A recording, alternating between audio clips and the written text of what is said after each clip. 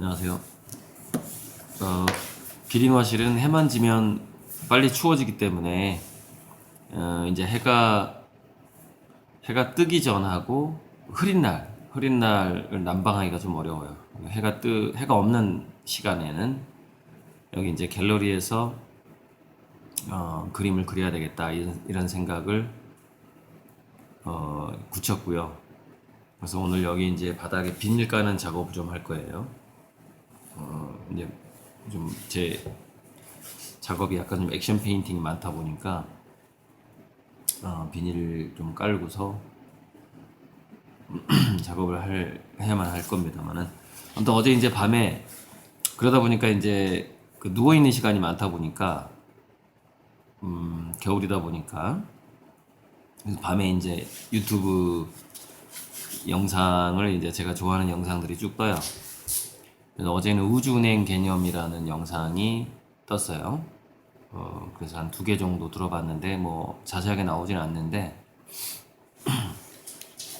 그러니까 우주은행 개념은 뭐냐면은 우주은행에는 우리가 이제 뭐 베푸는 선행이라던가 우리 성경에 그 나오잖아요. 하늘에 뭐 은행이 있다고, 하늘에 뭐 저장 창고에 뭘 쌓아놔라 이런 얘기가 나오죠.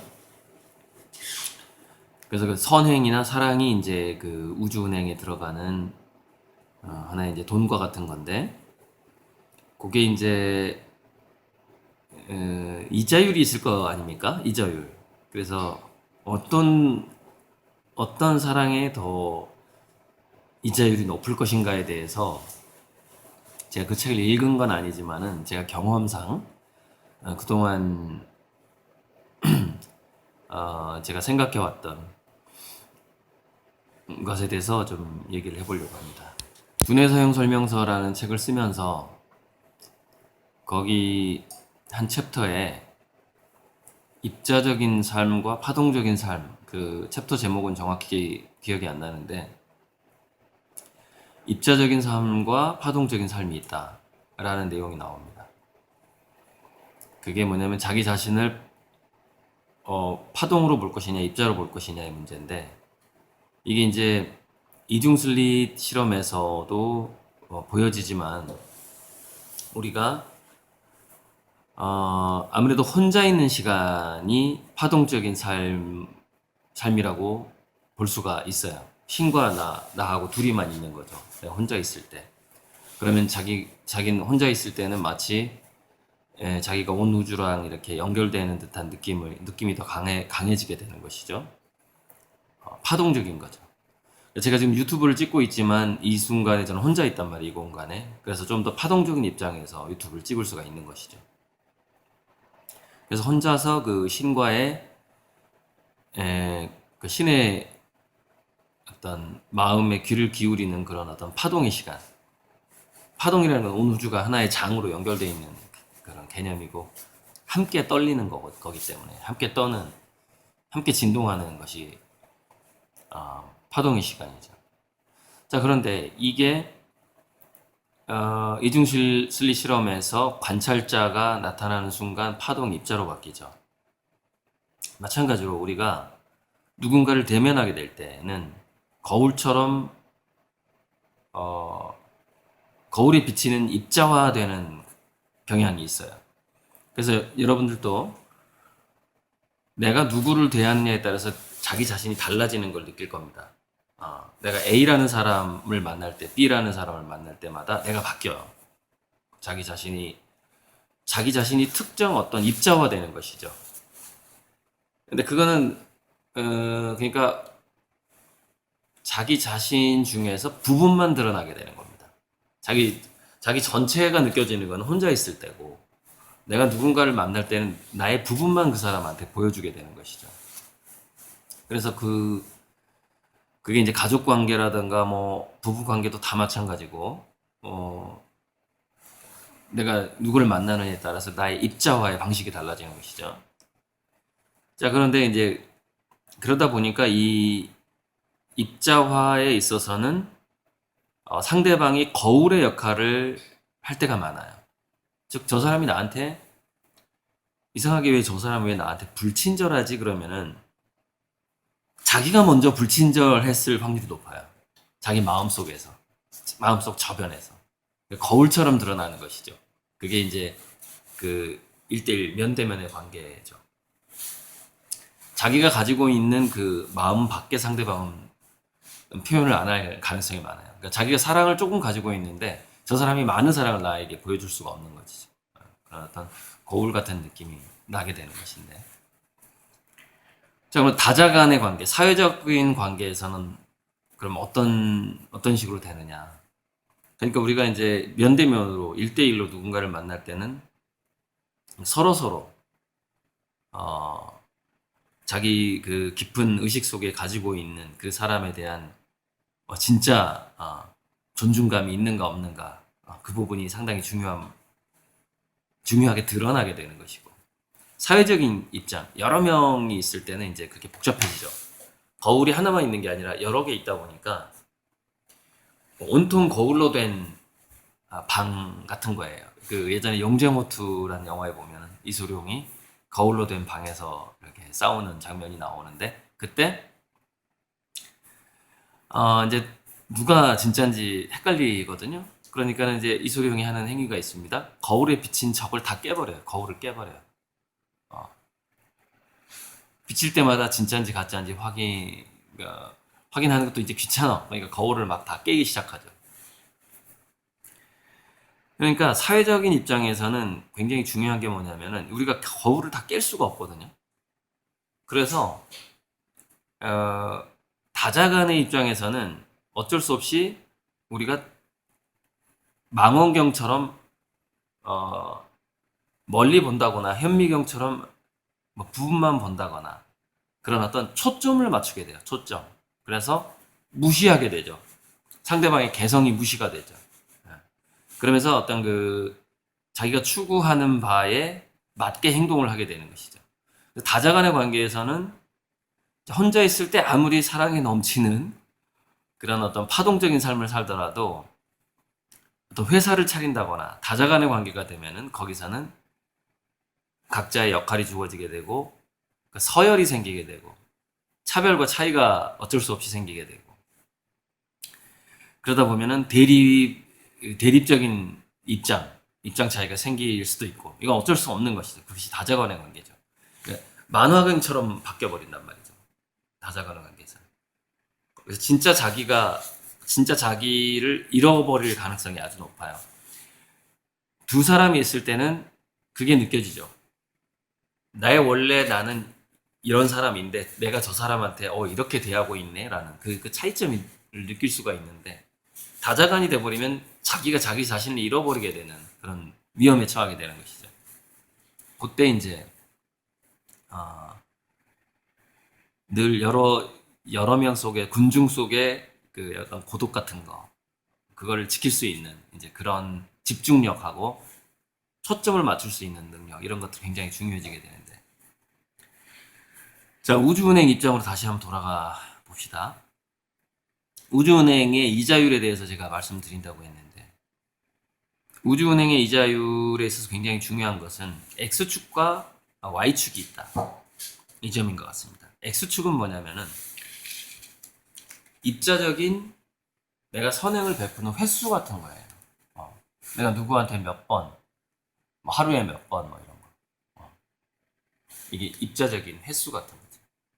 자, 깊이가 있어요, 깊이. Y축이 있어요. 이 Y축은 뭐냐면은 파동적 깊이라는 건데, 입자적인 양과 파동적인 깊이가 있단 말이죠. 이 파동적인 깊이는 뭐냐면은, 신 안에서 자기 자신과 물건 다 포함하는 거예요. 동물, 식물 다 포함하는 거예요. 일치감, 그러니까 일체감, 나랑 다른 존재가 아니다라는 일체감을 느끼는 깊이예요. 그게 파동적 깊이죠.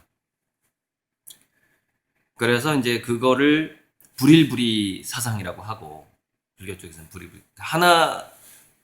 하나인 듯 둘인 듯 떨어져 있는 것 같지만 실질적으로는 떨어져 있지 않은 불일불이죠. 불일불이. 예수님도 어, 가장 작은 자, 약한 자에게 한 것이 곧 나에게 한 것이고 나에게 한 것이 하나님께 한 것이다. 이 얘기를 분명히 했죠. 그 같은 개념인 겁니다. 근데 이 파동적 깊이가 아, 그 일체감을 느끼는 정도, 그 정도가 우주은행의 이자율로 적용이 된다. 뭐 저는 그렇게 느낍니다. 예를 들자면은 제가 올해 봄에 제가 가지고 있었던 재산이라고는 한 2, 30만 원도 보험계에서 2, 30만 원도 쳐주지 않는 경차가 한 대 있었어요. 그다음에 월세 보증금이 200만 원인가 500만 원인가 있었을 거예요. 그때 저는 2천만 원을 빌려서 1,000만 원을 기부할 계획을 세웠거든요. 아주 고이자로 빌려서. 그럼 저는 제가 가진 재산의 5배를 기부를 하려고 했던 겁니다. 5배. 근데 바로 이런, 따지자면 이런 게 어떤 그 파동적 깊이, 즉 어떤 일체감, 내가 이 일을 하지 않으면은 이게 나한테 주어진 일이구나라는 그 신과의 일체감 같은 거. 그런 게 없으면 그런 결단을 내리기 참 어렵거든요. 그럼 제가 5배의, 즉, 제 가진 전 재산에 5배를 기부할 계획을 세웠어요. 예를 들자면은. 그러면은 이게 하나의 우주의 이자율이 되는 건데, 이자율이 500%가 된다. 대충 이렇게 계산을 해보시면 됩니다. 자기 자신이 가지고 있는 것에 100%를 자기가 기부하고자 하는 마음이 있다. 그렇게 할 수 있다, 자기는. 그럼 이제 이자율 100배가 될 것이고, 그런 느낌을 제가 가지고 있고, 또 그런 경험을 하고, 뭐 그러는 중인데, 그것이 이제 우주은행의 이자율 같은 것이죠. 자, 그런데 제가 이제 최근에, 제가 이제 같이 일하고자 했던 사람을 인턴 중인 사람을 한 명을 해고했고, 정식 정식 직원이었던 사람을 한 명을 해고했어요. 2명을 제가 회사에서 내보냈는데, 이 회사라는 것은 다자 간의 어떤 입장 차이가 생길 수밖에 없는 것이고, 지금은 우리 창조화력발전소가 예를 들자면은 노아의 방주를 만들고 있다 그랬죠. 그러면 물이 새면 안 되거든요. 만들었는데 물이 샌다 그러면 배가 가라앉으니까. 그래서 이 건설 기간에 있어서는 각자 자기가 해야 될 역할을 굉장히 철저하게 해내야 되는 상황이거든요. 그러니까 이거는 거의 뭐 비상사태나 같은 것이고, 또는 어찌 보면은 자연재해와의 전투 중인 상황이거든요. 자연재해와. 그런 상황이다 보니까 저는 현장 소장처럼, 그러니까 현장 소장이나 또는 야전 사령관 같은 거죠. 우리 회사에서는. 그래서 거기서는 어떤 굉장히 제가 엄격하게 바뀔 수가 있는 것이죠. 근데 그것을 이해를 못하는 거예요. 그게 뭐냐면은 혼자일 때 파동적인 느낌하고, 두 사람일 때 거울적인 느낌하고, 여러 명이 있었을 때 다자 간의 만화경적인 느낌하고, 이제 그것이 혼재되어 있으면은 이게 그 구분을 잘 못합니다. 그 사람은 적응을 잘 못하는 거예요. 자기가 유튜브에서 봤던 작가님의 스타일이 아니라는 거예요. 적응을 못하는 거예요. 그래서 참 그런 거를 설명하기가 정말 어렵다. 참 그 부분을 설명하기가 정말 어려운데, 이게 노아의 방주가 빵꾸가 나면 안 된다는 생각을 하게 되거든요. 이 회사의 입장에서는. 그 개인적인 입장이 아니라. 아무튼 그 부분을 한번 얘기를 하고 싶었고, 그래서 때로는 굉장히 평등을 추구하고 불일불일 사상을 가지고 있고 신의 어떤 신이 변한 아바타라는 생각을 갖고 있어요. 모든 물건, 모든 동식물, 신의 부분이라는 생각을 갖고 있어요. 하지만 사회적 입장이라는 게 생겨요. 어떤 뭔가 이렇게 조직화가 만들어지게 되면. 그래서 그런 부분에 우리가 이제 그 군대에서 가장 군기가 센 곳이 어디냐면 사격장이거든. 사격장. 그 사격장에 가면은 정신을 못 차리게 만들어요. 그게 왜 그러냐면은 그러니까 막 고통을 줍니다. 그 이유가 있는데 그 이유가 뭐냐면 혹시 자살 생각할까 봐 그런 거예요. 자살 생각할까 봐. 근데 자살을 생각하게 되면은 두 가지 행동으로 나타납니다. 자기가 자살을 하려고 할 때는요, 순식간에 타살로 바뀌어버려요, 그게. 그, 자기 자신을 파괴한다는 게 얼마나 정말 무서운 생각입니까? 그러니까 자신을 파괴하려고 마음먹은 사람은 순식간에 남도 파괴할 수 있는 거거든요. 그래서 사격장 가기 전부터 막 얼차려라 그러죠. 벌 주고 막 욕하고 난리가 납니다. 군대에서. 왜? 총이 주어지니까. 손에. 실질적으로 통제가 안 됩니다. 사격장에서. 총알을 나눠주거든요. 근데 우리가 보통 사설 사격장에 가면은, 연습장에 가면은, 진짜 총을 다루는 데서는요, 이게 총이 묶여 있어서 방향 전환이 안 돼요. 그러니까 표적만 쏠 수 있어요. 일반 이 사회의 사격장은 그래요. 뭐 경찰 사격장은 모르겠는데,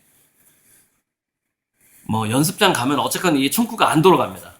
그래서 뒤에 있는 사람을 쏠 수가 없어요. 그런데 군대 사격장은 그렇지가 않습니다. 군대 사격장은요, 물론 옆에 한 사람이 이제 혹시 얘가 총 돌릴까봐 다 그게 고참이 이렇게 감시자가 있죠. 뒤에 있는데 총구 돌리면요, 이거 뭐 K1이라든가 M16 이거 옆에 그러니까 단발 다발로 바꾸는 어떤 돌리는 게 있어요. 그걸 뭐라고 불러요? 이렇게 있어요. 아무튼 그거 돌리면은요 따발총이 돼버려요. 다다다다다 나가버리거든요. 돌리면요 여러 명 죽일 수가 있어요. 그러니까 이런 겁니다. 우리가 다자간의 관계에서는 다자간이 뭔가 추구하는 게 있어요. 뭔가. 근데 그게 만약에 그 방해꾼들이 있어요. 이 사회에. 그러면은요 그 군대 사격장과 같은 비슷한 상황으로 바뀔 수가 있는 겁니다. 그러니까 그 사격장을 통제하는 입장에서는 굉장히 엄격해질 수밖에 없는 거예요. 안 그러면 다 죽으니까. 바로 그런 그 상황에 따른 입장 차이가 생긴다. 혼자 있을 때하고 둘이 있을 때하고 다자간에 있을 때 그런 부분들이 주로 이제 우리 남자들은 그런 경험을 할 때가 많거든요. 그래서 일할 때는 막 싸우고 막 엄격하다가도 일 끝나면 술 한잔 하고 놀고 노래방 가고 막 그런 것을 직장에서 경험을 많이 하는데 그래서 그때 입장 차이에 따라서 사람이 태도를 바꿀 수밖에 없다라는 것이 아주 체질적으로 그 경험을 하게 됩니다. 군대에서부터 그걸 학교에서부터 주로 경험을 하죠. 학교에서부터. 근데 그 경험이 적은 사람은 그게 입장 차이를 전환을 잘 못하는 거예요. 심리적인 전환 같은 걸. 충격을 받게 되는 거죠. 그런 문제가 있었다. 우리 회사에서. 자, 그래서 이게 조직화가 되면은 우리는 입자화가 되면서 일개미처럼 일을 해야 될 때가 있어요. 자기가 지금 내가 이 순간 내가 일개미처럼 일을 해야 되는구나. 그럼 일을 해야 되는 겁니다. 특히 우리 현재 몇 명 안 되는 이 창조그랩발전소 같은 경우에는요. 제가 화장실 청소할 때가 많아요. 그러니까 사실 제가 잘 안 시키는 건 더티한 건 잘 안 시킵니다. 직원들한테. 화장실 청소하는 거 하고 변기 특히 그러니까 제가 일을 시키더라도요. 변기에 있는 똥 묻은 거 있죠. 그거는 제가 닦은 다음에 화장실 청소를 시켜요. 아마 잘 모를 겁니다. 제가 매번 화장실에 뭐 묻은 거를 닦는다라는 거를. 화장실 청소를 시키는구나 이렇게만 생각을 하겠죠. 근데 청소라든가 설거지라든가 이거를 저는 이제 그림 그리는데 최대한 내가 그림 그리는 시간을 확보하게끔 해달라. 이게 이제 우리 회사의 직원들의 1차 의무거든요. 그럼 설거지나 청소나 화장실 청소는 사실 안 시켜도 해야 되거든요. 안 시켜도. 근데 참 이게 일개미화가 되면 사람이요. 일개미화가 되면은요. 알아서 행동을 잘 못하게 됩니다. 그게 입자화의 단점이에요. 파동화가 되면 전체를 생각하는, 그게 이제 주인의식이라고 하잖아요. 전체를 생각하는 파동적인 마음을 갖고 있으면, 아, 지금 신께서 뭐 이런 생각을 할지 모르겠다. 또는 뭐, 우리 엄마 아빠가 이런 생각을 할지 모르겠다. 우리 자식이, 우리 사장님이. 이렇게 그 파동적인 생각이 어떤 느낌에서만 그게 느껴지게 되거든요. 입자화되면 안 느껴져요. 내가 지금 뭘 해야 되는지 안 느껴지는 거죠. 자, 여기서 뭐가 있느냐? 그게 이제 하나의 감동이라는 건데, 우리가 어떤 사람에게 감동을 받을 때는 그 사람이 파동적 깊이에 의한 행동이 보여지면 되게 감동을 받게 되는 겁니다. 근데 입자화돼 있어요. 야, 네 입장하고 내 입장하고 틀려. 뭐 맨날 이제 이런 얘기 자주 하는 사람들이 있어요. 이 입자화에서는 감동이 잘 안 느껴져요. 음. 그럼 뭐냐? 결국 우주은행의 이자율은 뭐냐? 그게 이제 감동인 겁니다. 감동. 감동의 깊이인데, 그래서 이제 지성이면 감천이다라는 말이 거기서 나오게 되는 것이죠. 감천, 하늘을 감동시키는 거예요. 하늘을 감동시켜야만이 우주은행의 이자가 올라가게 되는 것이죠. 이자율이 막 몇백 배가 되는 거죠. 근데 우주은행이라는 무한대기 때문에 몇백 배, 몇만 배가 될 수가 있어요. 이자 자체가. 그래서 무한대기 때문에 이제 이런 생각을 하면 안 돼요. 인간적인 사고 방식인데 내가 몇 억을 기부했는데 이런 생각을 하면 안 됩니다. 그게 아니고 금액이 아니라 이런 건 있을 수 있어요. 아까 저처럼 내 전 재산이 200만 원인데 1000만 원을 기부할 계획을 세우고 실질적으로 그것 때문에 나중에 내가 벌어서 갚더라도 당장에 필요한 사람한테 1000만 원 줘야지. 뭐 이런 배수. 자기가 가지고 있는 것의 배수는 한번 생각해 볼 만해요. 거기에 대한 언급이 그 성경에도 나오잖아요. 그 가난한 과부가 낸 돈이 더 크다 이 얘기가 나온단 말이죠. 부자가 낸 100만 원, 부자가 1억을 낸 것보다 가난한 과부가 10만 원을 냈어. 이게 더 크다 이 얘기. 하늘은행에서는 이게 더 크다 이 얘기가 나온단 말이에요. 정확한 내용은 까먹었는데. 자, 말이 막 돌고 도는데 그래서 회사 우리가 조직이나 회사가 갖춰지게 되면은 거기에서는 그 자기 자신이 가지고 있는 개인적인 정서나 성격이 우선시 될 수가 없는 거예요.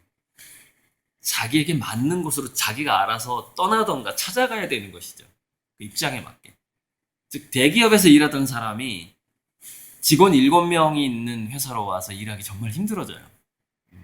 그러니까 적응이 안 될 겁니다. 어떤 그런 거. 그래서 실은 제가 대학교 때 그러니까 모든 사람은 사실 자기 성격에 맞는 곳에 스스로 찾아가야 돼요. 지가 찾아가야 되는 것이고 그래야지 자기가 입자화 되더라도 큰 실수를 안 하게 된다는 것이죠. 원래 그 타고난 성격대로 활동을 할 거기 때문에. 그런데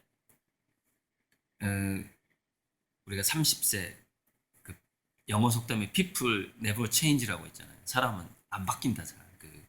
특히 이제 술 취하거나 이제 그 치매에 걸릴수록 진짜 성격이 나오잖아요. 통제가 안 되는 거예요. 이제.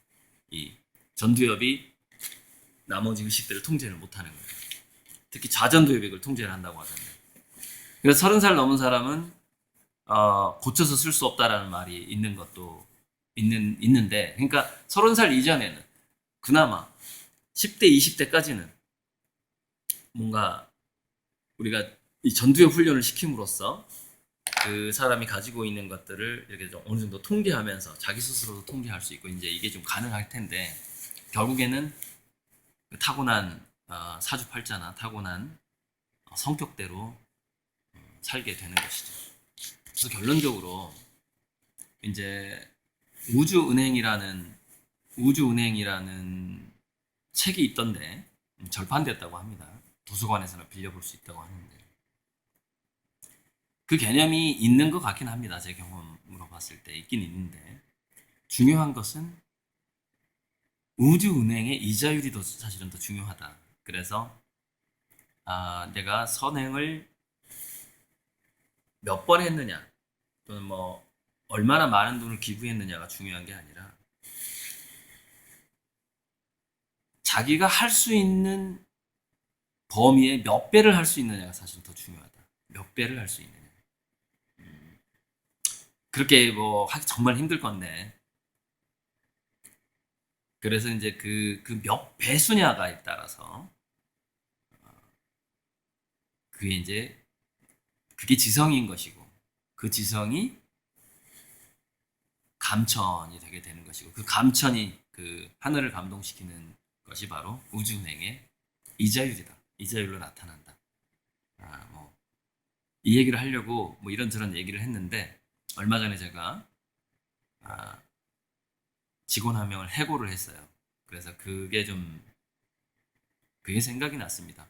입자적인 그 삶, 파동적인 삶, 입자화되는 것, 파동화되는 것. 즉 사람이 너무 혼자서 막 나는 신을 생각하고 우주와 일체라는 것을 생각하고 이렇게 너무 파동적인 삶에 빠져 있으면 입자화가 잘 안 되기 때문에 사회생활에서는 실수를 하게 되는 것이죠. 네, 이상입니다.